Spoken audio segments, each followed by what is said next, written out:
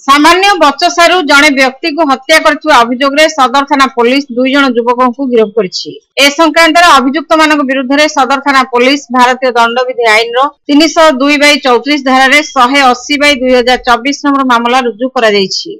अभियुक्त माने हेले पुरी सदर अंतर्गत तोटासाई ग्रामर कुमार प्रधान बयस 48 और वेणुधर प्रधान ओरफ कालिया बयस 39।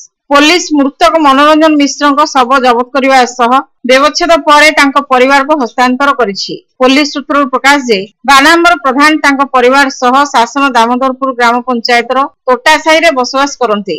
गोटे उपहार सामग्री दुकान एवं तांको सान भाई सुबन प्रधान गोटे पान दुकान तुलसी बजार रही। शासन दामोदरपुर ग्राम पंचायत तोटावाड़ नरहरिपुर ग्रामर अधिवासी मनोरंजन मिश्र बयस 42 गत 12 तारीख संध्या 7टा समय तुलसी बजार को आसी बानाम्बर प्रधान को दुकान पाखरे हठात गाली गुलज करथिला। बानाम्बर विरोध करिबारु मनोरंजन बारंबर को गोटे चापुड़ा मारिथिला। एहाको देखि कुमार प्रधान वेणुधर प्रधान और अन्य केतक मनोरंजन को माड़ी बसी विधा गोईठा मारिथिले। मनोरंजन तली पेटरे गोईठा मारिबा फले घटनास्थल रे से बेहोश होई पड़िथिला। खबर पाई मनोरंजन बड़ भाई निरंजन घटनास्थल पहुंची भाई को उद्धार करी पूरी बड़ डाक्तरखाना रे चिकित्सा निमंते भर्ती करथिले।